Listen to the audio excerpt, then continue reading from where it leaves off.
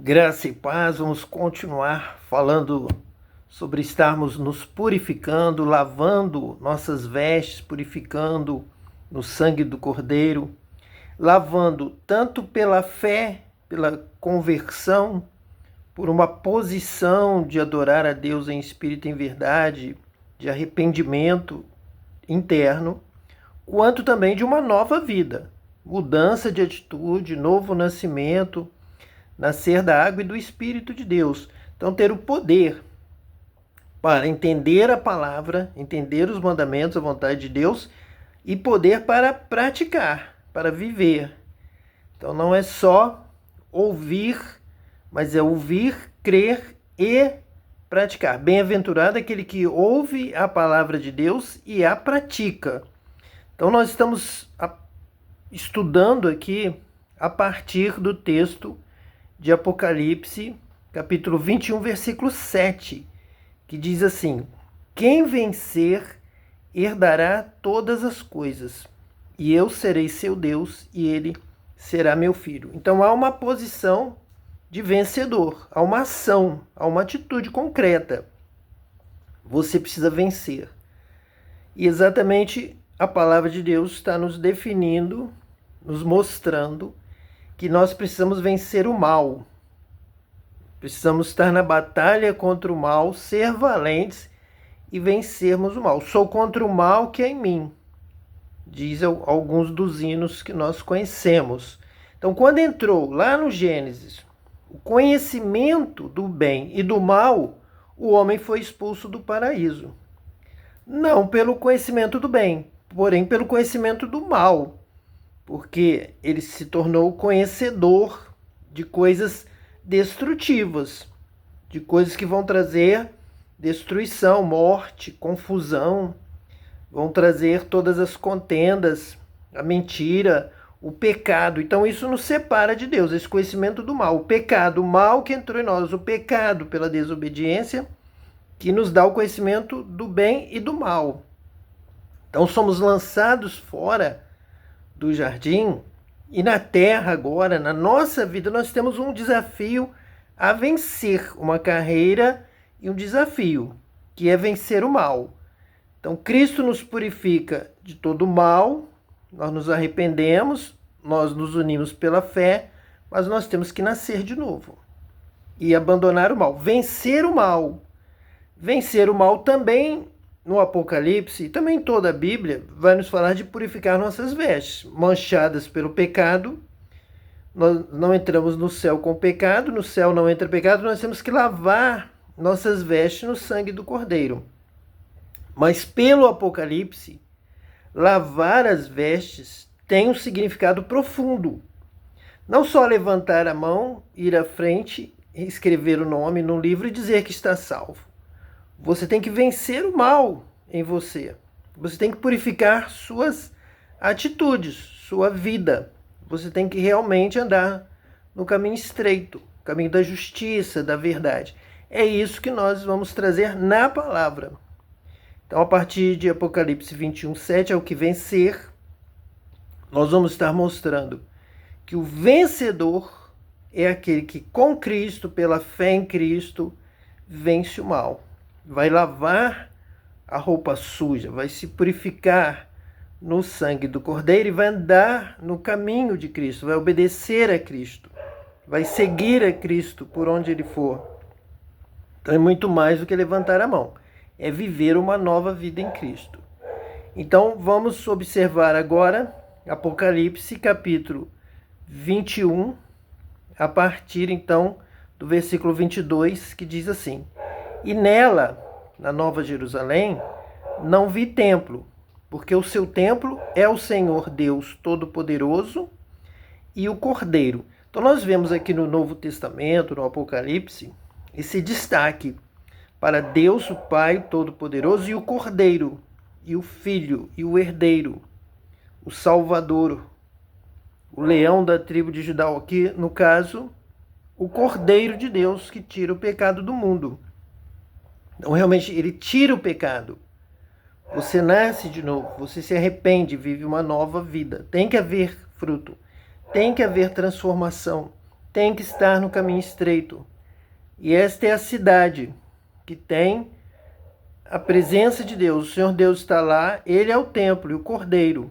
Então essa separação é o Pai, um é Deus, um é o Pai, o outro é o Filho, o outro é o cordeiro. Eles estão lá, os dois. E ele tem essa figura de cordeiro, ele tem a figura de homem. Muitos já foram ao céu, já foram arrebatados e viram o trono de Deus e um homem assentado ao lado de Deus. O Filho de Deus, o Filho do homem, Cristo, o Cordeiro.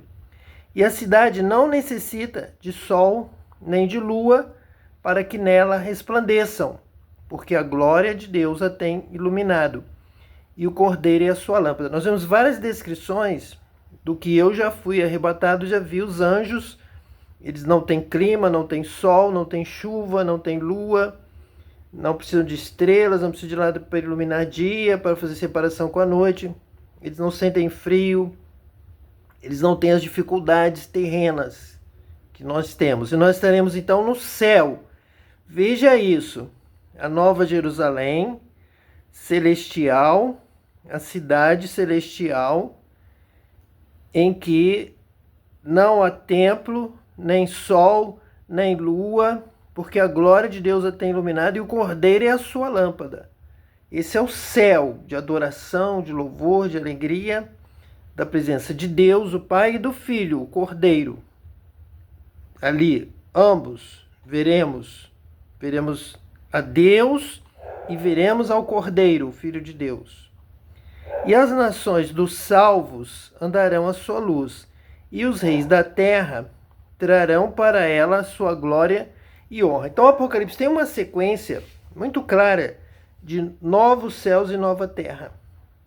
Reino de Deus, reino dos céus, as coisas velhas se passaram, passou o céu que nós conhecemos, passou a terra que nós conhecemos, e no lugar deste céu, no lugar dessa terra, são criados novos céus e nova terra, onde habita a justiça.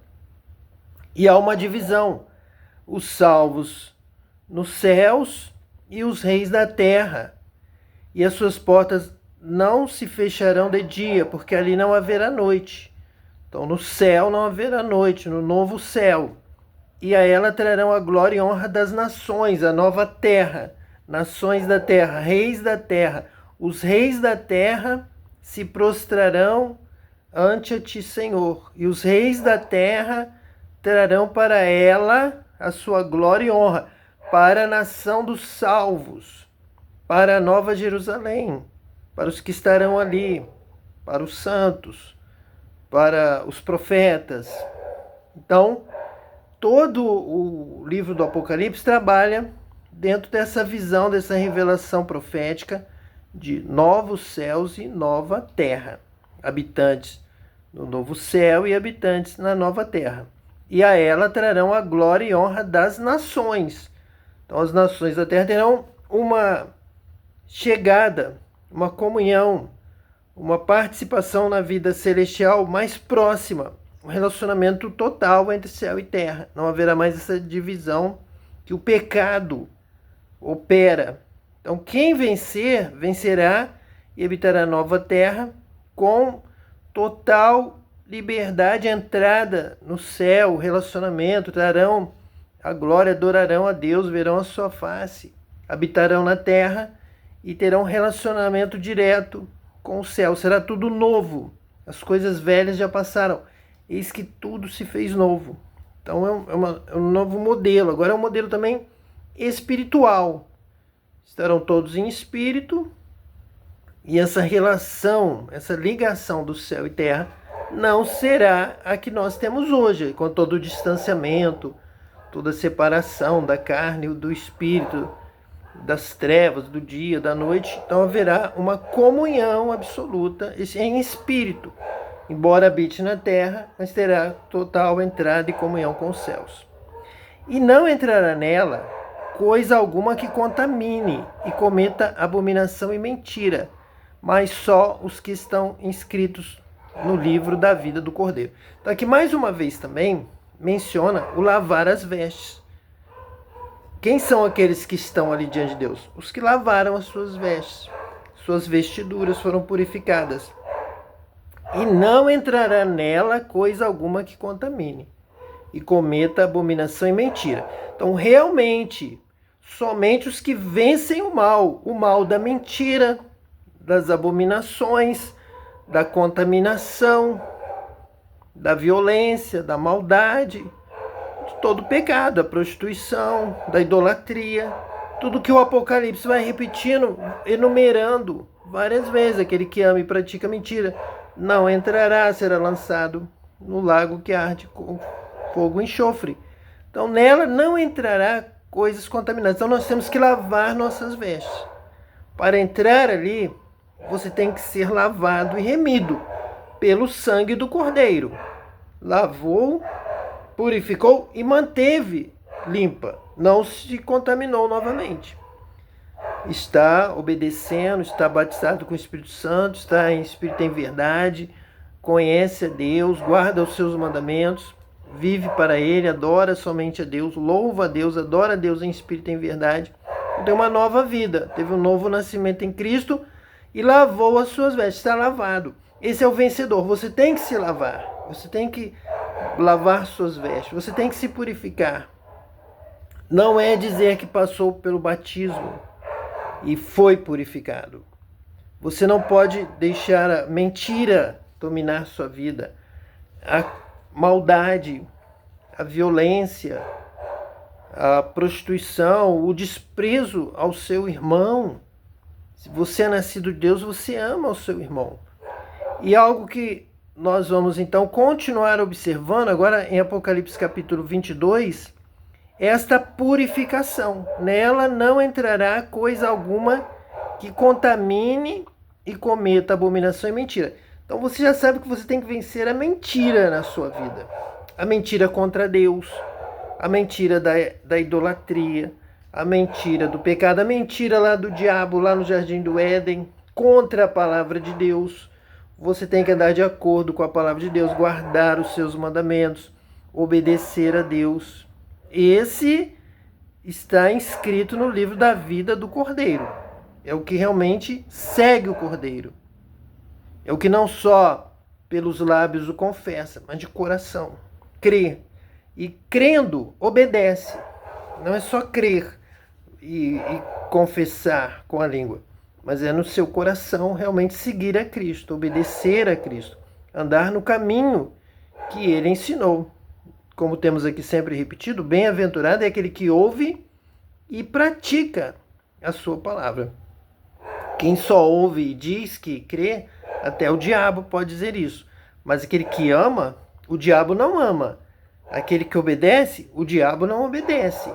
Então, para você ser diferente do mal, vencer o diabo, vencer o mal, você tem que vencer pela obra, pelas atitudes. Vencer o mal com o bem. Vencer a mentira com a verdade. Conhecereis a verdade e a verdade vos libertará. Abandonar este mundo de maldade, de pecado, de mentira, de desobediência a Deus e de maldade contra o seu irmão, de assassinato, como Caim, que é um modelo do irmão do pecado, do filho do pecado, da desobediência a Deus. Mas adorar a Deus em espírito e em verdade, como adorou Abel e foi recebido no céu. Mesmo Caim o tendo matado, Abel é recebido no céu e seu sangue fala, seu sangue clama por justiça a Deus e Deus atende. Deus abençoa Abel, mesmo depois de morto, ele ainda fala, porque Deus não é Deus de mortos, Deus é Deus de vivos, e quem crê nele nunca morrerá. Então todos estão transformados, estão falando, estão conversando, estão ali diante do trono de Deus. O Apocalipse nos mostra isso. Estaremos lendo os textos que dizem das almas de todos que morreram ali vivos diante de Deus. Quem é de Deus vive eternamente, não morre. Então no Apocalipse, no livro do Apocalipse, capítulo 22, a partir do versículo 1, diz assim: E mostrou-me o rio puro da água da vida, claro como cristal, que procedia do trono de Deus e do Cordeiro. Então as coisas de Deus são puras, são limpas, não tem mentira, não tem engano, não tem falsidade. É o rio puro da água da vida. O caminho da vida é perfeito, o caminho de Deus é perfeito, é um caminho estreito. O caminho do justo, da justiça, da verdade, de quem nasceu de novo. Claro como cristal, não há mancha. Tem que ser lavado, purificado, lavar a roupa suja, lavar o mal, retirar o mal que há em você. Você tem que ser curado, transformado, santificado, buscar a santificação sem a qual ninguém verá a Deus. Então, o rio puro da água da vida, claro como cristal, que procedia do trono de Deus e do Cordeiro. Esse é o lugar que você quer chegar, é um lugar de santidade. Então, você tem que clamar, buscar ser batizado com o Espírito Santo para realmente ser santificado em toda a verdade, em toda a justiça, no amor de Deus, no perdão, na misericórdia, na longanimidade, todos os frutos do Espírito. Você realmente tem que estar limpo para entrar no céu. Realmente o sangue de Jesus tem que ter purificado a sua vida. Você não pode ficar se enganando, vivendo no mal, vivendo na mentira e achando que está com Deus, achando que está com o Cordeiro. Porque não vai estar, nós vamos ler isso aqui agora. No meio da sua praça, e de um e de outro lado do rio, estava a árvore da vida, que produz 12 frutos, dando seu fruto de mês em mês. E as folhas da árvore são para a saúde das nações. Então vai haver essa relação das nações da terra com o céu, com a praça do rio, da árvore da vida, do rio que jorra do trono de Deus, que procede do trono de Deus, claro como cristal. E as nações então têm acesso para a cura, para a vida, a árvore da vida, para o seu fruto, para a saúde, para a eternidade. Então há santidade, a cura, a poder, a unção, a libertação diante do trono de Deus. Isso pode ser alcançado agora pelo jorrar mesmo das águas profundas, qual nós já entramos, já observamos, já recebemos. Você também pode receber agora e eternamente. E as folhas da árvore são para a saúde das nações. Então, quando fala aqui essa relação de céu e terra, na terra, de alguma forma, continuará havendo necessidade de saúde, de alguns cuidados. E o céu cuidará mais diretamente da terra. A terra terá um acesso mais amplo. Hoje nós oramos pela fé e Deus responde. Deus responde a sua oração com o poder do céu, com unção. Deus responde. Mas há alguma condição, há alguma forma para se chegar a Deus, para pedir, para bater, para gastar com o que é de Deus e não com o seu egoísmo. Então há barreiras, a divisão do pecado, da falta de consagração, de santificação. Então não se tem todo esse amplo acesso às bênçãos, aos milagres, à vitória. Mas aqui no novo céu e nova terra, esse acesso será objetivo, será direto, porta aberta, e vem da terra em espírito e recebe no céu a folha da árvore para a saúde das nações e leva para as nações diretamente do céu, um relacionamento bem próximo do céu e a terra. E ali nunca mais haverá maldição contra alguém. E nela estará o trono de Deus e do Cordeiro, e os seus servos o servirão. Então veja que entrarão direto junto ao trono de Deus e do Cordeiro. Seus servos o servirão, servos escolhidos, os escolhidos de Deus, escolhido aqui, escolhido para a eternidade, para um serviço eterno. Então há toda uma vasta ação para os escolhidos. Há muito trabalho na seara, tanto aqui agora quanto na eternidade, para os apóstolos que tanto sofreram, tanto trabalharam, os profetas que tanto trabalharam, anunciaram a palavra de Deus, e também lá no céu vai ter trabalho, seus servos o servirão, haverá serviço, haverá trabalho junto ao trono de Deus, e ali nunca mais haverá maldição contra alguém. Então nós temos que nos lavar, não pode haver maldição na sua boca.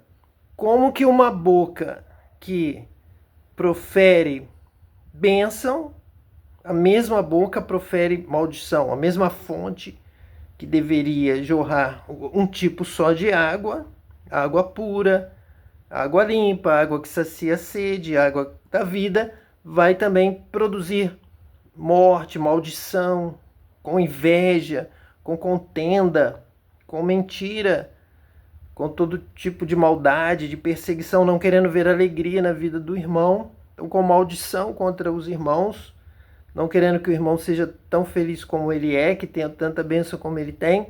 Então ali no céu não pode haver isso, não vai entrar maldade, não vai entrar pecado, você tem que vencer isso na sua vida.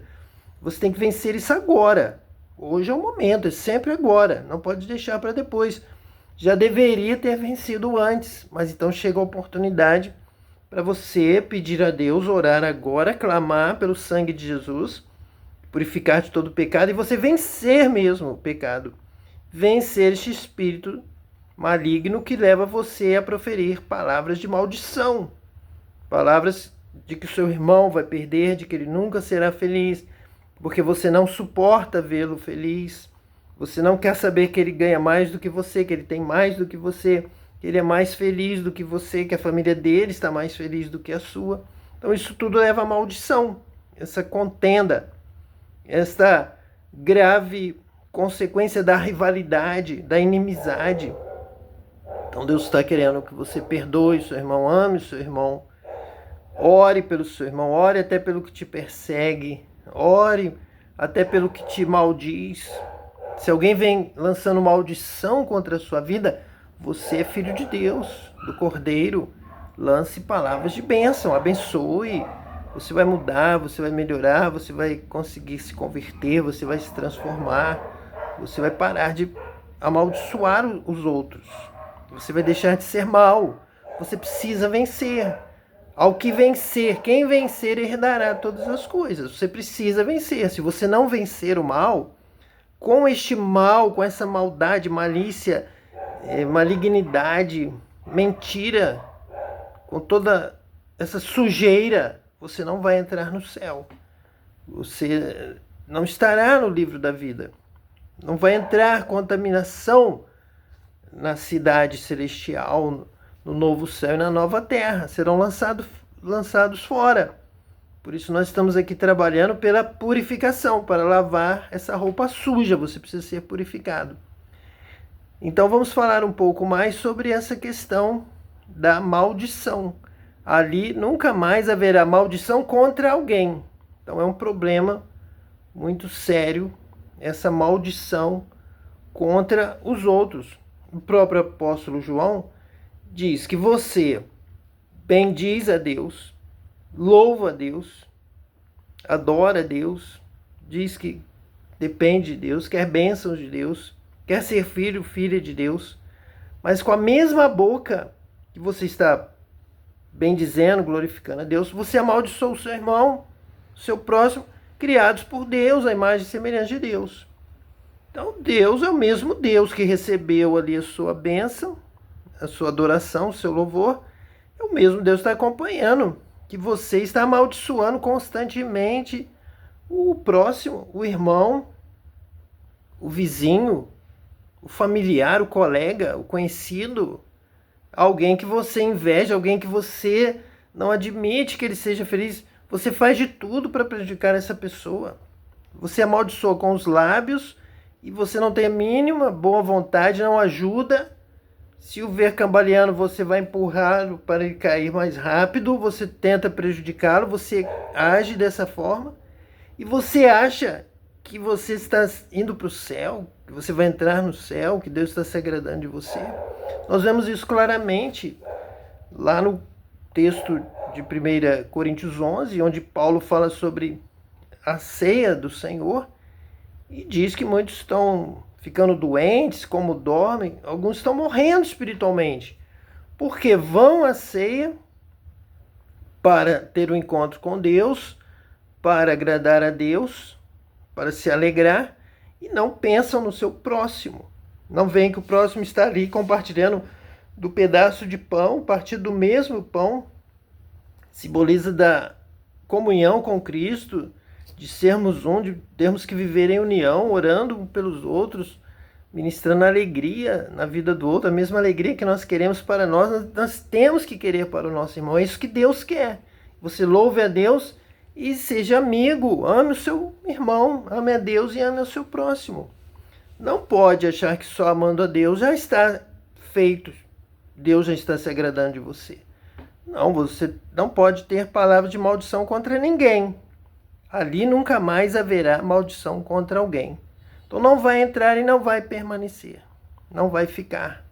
Está errado. Eu vou na igreja e louvo, levanto a mão, canto muito alto, canto muito bem. Não importa. Você amaldiçoa o seu irmão, você despreza o seu irmão, você não agrada a Deus, você não está caminhando para o céu, para a Nova Jerusalém. Porque ali não entra pecado. Não entra maldição.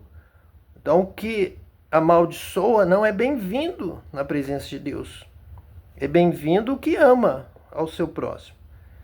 Nós então vamos aqui para Jeremias, livro do profeta Jeremias, capítulo 48, a partir então que nós vamos ver o versículo 7 que diz assim: uma vez que vocês confiam em seus feitos, em suas riquezas, vocês também serão capturados, e Camus irá para o exílio, junto com os seus sacerdotes e líderes. O destruidor virá contra todas as cidades, e nenhuma escapará.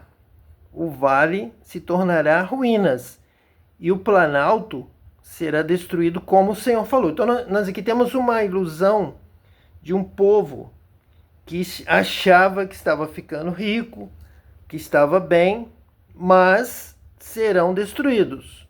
O vale se tornará ruínas e o planalto será destruído, como o Senhor falou. Pode ser uma nação que tenha um planalto e devido ao pecado, a maldição, a maldade, a coisa mal feita, fazer a obra de Deus com negligência, mal feita, desprezar o próximo, não obedecer, tá claro, amar o seu próximo, faça como o samaritano fez. Jesus falou, vai e faz igual, ama o teu próximo de coração, ama de verdade, você tem que fazer isso, mas vocês desprezam isso, acham que não, se eu cantar bem, se eu ler bem a Bíblia, se eu fizer tudo para Deus, é o que interessa, é Deus.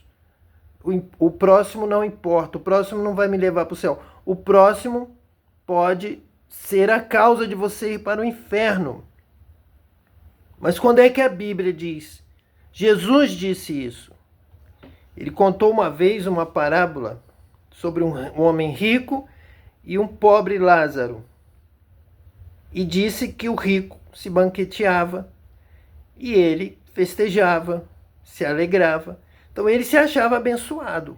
Eu sou rico, Deus gostou de mim, eu estou muito bem, minha família, meus irmãos todos se banqueteiam, estamos todos muito bem. Mas esse pobre Lázaro, ele é um amaldiçoado, está amaldiçoado, os cachorros estão ali lambendo suas chagas, suas feridas, e eu estou bem com Deus. Eu estou tão bem com Deus que Deus me dá comida, me dá banquete, me dá riqueza. Minha casa é muito bem ornamentada, tem festa todo dia. Esse aqui não. Esse aqui a família dele fez coisas erradas, ele é um amaldiçoado. Eu também o amaldiçoo. Então o que aconteceu? Quando morreu, o pobre Lázaro foi para o seio de Abraão, foi consolado, estava sendo consolado, confortado, abraçado no colo de Abraão, bem aquecido, bem cuidado. E o rico estava no inferno, em tormento, sofrendo. Abraão, por que é que eu vim para o inferno? E por que é que o pobre Lázaro foi para o seio de Abraão, para o descanso? Por quê? Porque você não cuidou do pobre. Então o pobre foi o responsável por você ir para o inferno. Mas não é Deus que leva para o céu? Deus que manda para o inferno? Sim, Deus manda para o inferno quem não ama o seu próximo. Eu pensei que fosse só ir na igreja e cantar e abrir a Bíblia, dar glória a Deus, ficar até o final do culto, não sair na hora da pregação, eu já estaria muito bem. Podia sair, ter um mendigo ali na porta do templo, e eu virar as costas e falar, olha, eu sou abençoado, não vou gastar meu tempo com um amaldiçoado, você vai me prejudicar. Eu li em algum lugar que se eu gastar minha energia com você, eu vou perder, eu vou fazer mal, eu vou perder minha bênção. Mentira! Se você gastasse o seu tempo como fez o samaritano, e se você gastasse o seu tempo da maneira como não fez aquele homem rico, você estaria no céu, estaria abençoado. Como Cornélio, que a sua oração e a sua esmola subiram a Deus. Deus mandou o anjo. O anjo falou para ele chamar a Pedro. Cornélio mandou buscar a Pedro. Pedro pregou, ele foi batizado com o Espírito Santo. Cornélio, toda a sua casa, sua família, os que trabalhavam ali com ele. Então, com certeza, grande parte da obra de Deus ali de Atos dos Apóstolos foi a partir da família de Cornélio, abençoado. Por quê? Porque cuidava do pobre, dava esmola. Mas estão te ensinando errado. Estão dizendo que isso não importa. Só importa o que você faz para Deus. E Deus quer que você faça pelo seu próximo. Se tiver um pobre, Deus quer que você pare. Que você deixe até de chegar na hora no culto, mas você nunca se atrasa. Mas às vezes, aquele dia você vai se atrasar e vai ter festa no céu. E os que chegaram cedo, como o levita, o sacerdote, passaram de largo, correndo, não vai ter alegria no céu. Estão sabendo o que está acontecendo. Deus está vendo o que está acontecendo. Você é egoísta. Você só pensa em você mesmo. Você tem prazer de desprezar o ser humano, criado por Deus à sua imagem e semelhança. Você só quer ver defeito. Tudo que ele faz você menospreza. Você desvaloriza, ridiculariza. Então você pode estar indo para o Sheol, para o inferno, para um lugar de tormento, sofrimento, porque você está desprezando o seu irmão com palavras de maldição, dizendo que ele é um maldito, sofredor, caído, doente, com problema. Você não tem problema. Um dia você poderá ter problema, mas poderá ser tarde demais. Se ainda for aqui na terra e aquele problema trouxer o arrependimento, glória a Deus. Aleluia. Houve livramento, salvação. Pela doença você se humilhou, se converteu, se arrependeu e passou a ajudar os outros que sofriam, porque você sentiu o que ele estava passando, que todos podem passar. Mas se não, você pode ir para o inferno e ver aquele mendigo que você não quis perder seu tempo com ele, lá no seio de Abraão, como diz a palavra de Deus. A palavra que você tem negligenciado. Você está na doutrina de homens, do fundador da sua denominação, de alguém que está aí te ensinando, está te ensinando errado. Está ensinando uma palavra em benefício próprio e não se submetendo à vontade de Deus. Versículo 9. Ponham sal sobre Moabe, pois ela será deixada em ruínas. Suas cidades ficarão devastadas, sem nenhum habitante. E sua casa ficará deserta, até que venhas a dizer bendito o que vem em nome do Senhor. Jesus foi rejeitado, foi humilhado. Quando ele entrou na cidade ali com o seu burrinho, ele estava montado sobre um jumentinho, e ali naquela humildade, com certeza ele foi menosprezado pelos ricos, pelas autoridades, e a sua cidade ficou deserta. Jerusalém ficou deserta, teve o templo destruído, os muros destruídos, a cidade destruída no ano 70 depois de Cristo. Aqui está a palavra profética. Ponham sal sobre Moabe, pois ela será deixada em ruínas. Suas cidades ficarão devastadas, sem nenhum habitante. Em algum momento profético, Jerusalém vira como uma cidade como Moabe, por exemplo, quando ela rejeita a Jesus, o crucifica. Então ali vem uma palavra de destruição para essa cidade, que é comparada a Moabe. A sua atitude a leva ao nível espiritual de Moabe, embora tivesse o nome de Jerusalém, toda uma história, mas naquele momento aquela geração está sendo rebaixada. E por isso ficará devastada, sem nenhum habitante. Versículo 10. Maldito que faz com negligência o trabalho do Senhor. Maldito aquele que impede a sua espada de derramar sangue. Então nós falamos aqui que não haverá mais maldição na cidade, não haverá mais maldição porque haverá obediência à lei de Deus, à palavra de Deus. Então, como é maldito aquele que não obedece à palavra de Deus, essa maldição que está aqui é justamente contra aqueles que deveriam estar realizando a obra de Deus com diligência e estão fazendo com negligência. Então pode ser Jerusalém, pode ser a sua denominação, pode ser a sua congregação local, pode ser o grupo do qual você faz parte, pode ser você, pode ser a sua casa, que estão desobedecendo a Deus, estão sendo negligentes à direção de Deus, aos dons, à vocação, ao chamado de Deus na sua vida, ao que você já conhece da palavra, que você já deveria estar praticando. Você é responsável por tudo aquilo que você já conhece. Se você já tem conhecimento, já foi iluminado, você não pode mais cair, negar, pisar o sangue de Jesus, pisar o mandamento, pisar a palavra, ser desobediente. Maldito que faz com negligência o trabalho do Senhor. É aquele que já tem habilidade para fazer bem feita e faz mal feito por opção, por falta de dedicação, por falta de amor à obra de Deus. Então faz com negligência, por falta de amor ao Senhor. Então, esse tipo de maldição não entrará na Nova Jerusalém. Esse tipo de ator, esse tipo de pessoa, esse tipo de religioso que não cuida do órfão, que não cuida da viúva, que não atende o necessitado na sua porta, que menospreza todo mundo, que zomba de qualquer um, que canta, que fala, que prega, que faz. Você nunca está satisfeito, você nunca glorifica a Deus pelo seu irmão, você só glorifica diretamente a Deus pela sua vida. Você nunca vê o seu irmão e glorifica a Deus e ora, intercede pelo seu irmão, que canta, que prega, que sai na chuva, que mora longe, que chega no templo. Você chega no seu carro, você vem numa comodidade, Deus viu, Deus está vendo como você vai, sua intenção, porque o que você faz, o que você fez, o que você foi fazer ali no templo, Deus sabe.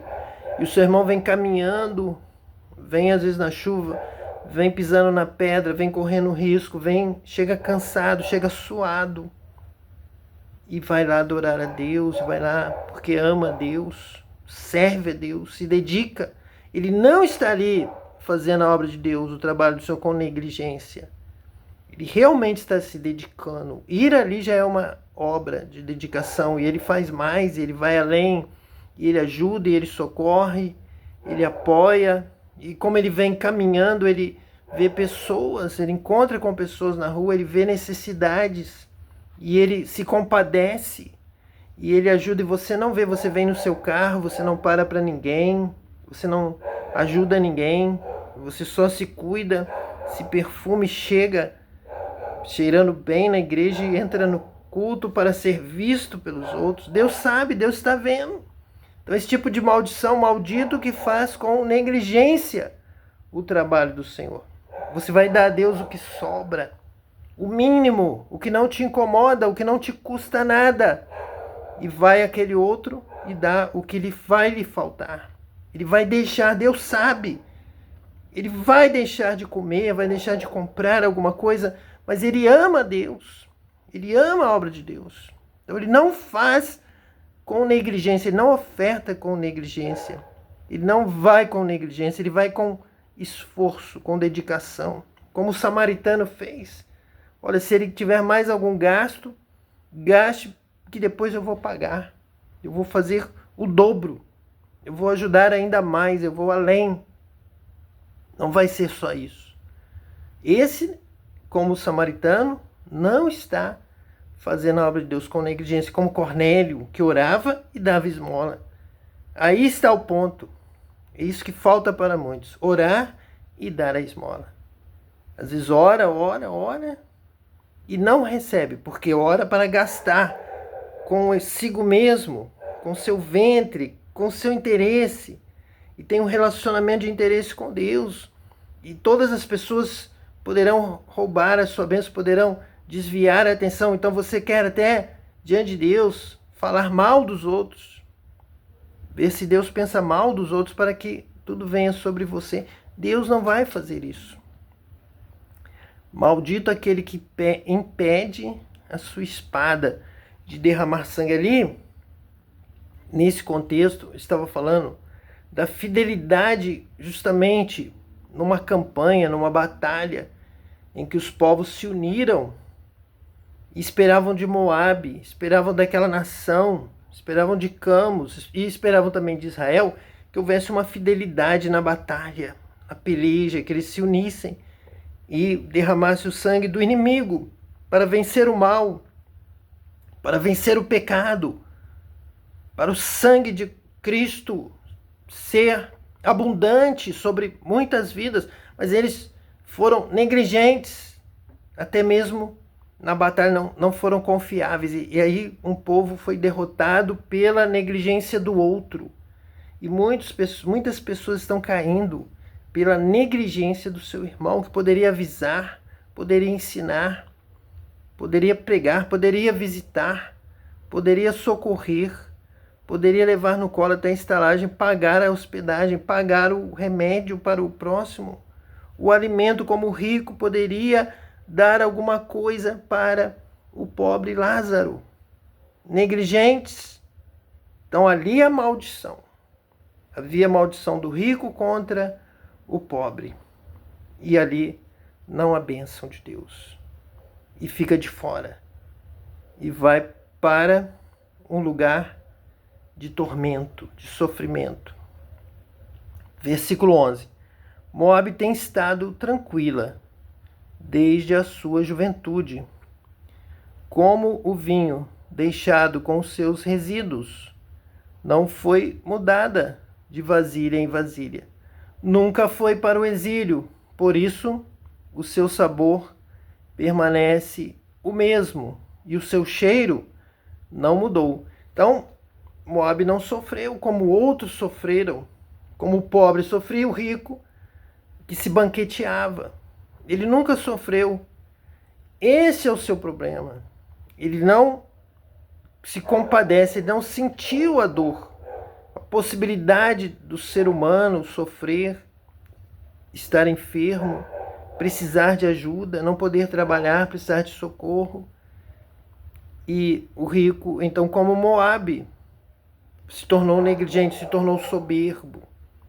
Portanto, certamente vem os dias, declara o Senhor, quando enviarei decantadores, que o decantarão, esvaziarão as suas jarras e as despedaçarão. Então virá o transtorno, coisa que nunca tinha havido na vida de Moabe, simbolizando uma nação, simbolizando Jerusalém, simbolizando uma pessoa que despreza o amor ao próximo, o serviço, a ajuda, o socorro ao necessitado, até mesmo numa guerra, num acordo, numa aliança. Ele despreza as alianças, ele está aqui sempre se envaidecendo, se gloriando, ele é soberbo, ele se torna soberbo. Então Deus vai despedaçar Moabe, as suas vasilhas de vinho, para que ele sinta a dor, sinta o problema, sinta a dificuldade. Essa será a sua oportunidade de que ele passe a se compadecer também dos necessitados. Então, na continuidade do texto diz assim: então Moabe se decepcionará com Camus, assim como Israel se decepcionou com Betel, em quem confiava. Veja que Deus está acompanhando os relacionamentos, seja de pessoa, seja de nação, seja do necessitado. Alguém necessitava, alguém contava com ajuda. Aquele rico seria a solução para a vida do pobre Lázaro e se decepcionou e não cuidou. Interpretou de uma forma errada. Nós poderíamos até interpretar que o rico recebeu para ter o que repartir com o pobre. E Deus confiou no rico. Deus confiou naquele homem para que ele ajudasse todos os pobres ali daquela pequena cidade que fosse. Então Deus confiou a ele para que ele repartisse com os outros. E o pobre esperava, e os outros que viam esperavam isso do rico, mas o rico foi decepcionante, ele decepcionou o pobre, decepcionou a Deus, decepcionou a sociedade, decepcionou os anjos, decepcionou os céus. Então no céu não vai entrar esse tipo de maldição, de uma pessoa que amaldiçoa o outro e deixa o outro morrer, deixa o outro largado.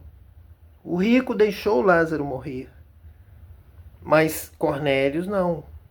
Cornélio dava esmola, fazia sua oração a Deus e dava esmola para quem tivesse necessidade ao seu lado. Como vocês podem dizer, somos guerreiros, somos homens de guerra? Então o próprio texto de Apocalipse nos fala sobre isso, sobre o que vencer. Nós temos que ser guerreiros contra o mal, nós temos que ser homens de guerra contra o mal, contra a mentira, contra todo tipo de falsidade, todo tipo de idolatria, tudo que desvirtua a palavra de Deus. Nós temos que nos levantar contra, lutar contra a mentira, contra o pecado. E Deus esperando isso de nós. Quem vai se colocar na brecha? Quem vai se levantar em favor desse povo, trazendo a palavra, orando, intercedendo por este povo? E Deus esperando que um ajude o outro, um irmão socorra o outro, viva em união. E um irmão levante o outro, fortaleça aquele joelho desconjuntado, aquele que está enfermo, aquele que está caído, ajude, levante, socorra. Deus está vendo. E como vocês podem dizer, versículo 14, somos guerreiros, somos homens de guerra. Vocês estão deixando seu irmão morrer e não estão ajudando, não estão socorrendo, não estão fortalecendo.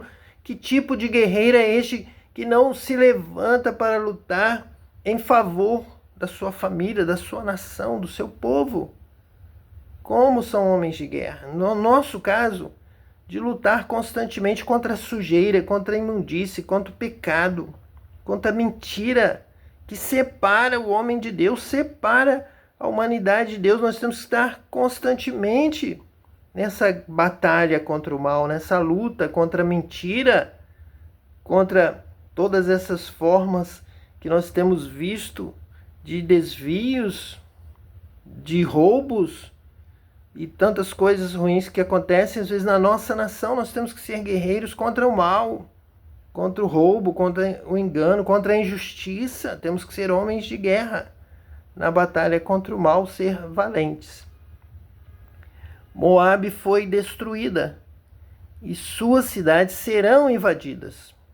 O melhor dos seus jovens desceu para a matança, declara o rei cujo nome é o Senhor dos Exércitos. Então, como Moabe não ajudou o povo fraco que esperava o socorro de Moabe, Deus vai entregar este povo agora a sofrer, ao sofrimento, a matança, a destruição. Não vai entrar no seu reino, não vai receber a sua herança, não vai herdar todas as coisas, porque você foi infiel, você fez a obra de Deus com negligência. Você não fez a obra de Deus diligentemente. A obra de Deus é vencer o mal, é lutar contra o pecado, é anunciar o reino de Deus e a sua justiça, a sua verdade, a sua integridade. Nós temos uma pregação muito extensa, muito rica em nós, que é anunciar a fé, anunciar a graça e anunciar as obras, anunciar as virtudes do reino de Deus, a justiça do reino de Deus, o novo caminho, caminho de santidade, caminho de adoração, caminho de honestidade, deixar de roubar, deixar de mentir, deixar de enganar e viver no caminho do Senhor, no caminho de justiça, de alegria, de paz. O reino de Deus é justiça, paz e alegria no Espírito, cheios do Espírito Santo, batizados com o Espírito Santo. É isso que declara o Rei cujo nome é o Senhor dos Exércitos, que lá no céu, no novo céu e na nova terra em que habita a justiça, não entrará uma palavra de maldição contra o seu irmão. Deixe ele morrer, porque ele não vai fazer diferença, ele não merece viver, ele tem todos os defeitos do mundo, ele não é como eu, ele é fraco. São palavras de maldição. E não pode haver isso no reino de Deus. Tem que haver amor, misericórdia, socorro, ajuda, ensino. Bem-aventurados aqueles que ensinam, e esses brilharão, diz Daniel, diz também Malaquias, vão reluzir como estrelas no reino de Deus, vão brilhar, vão estar ali.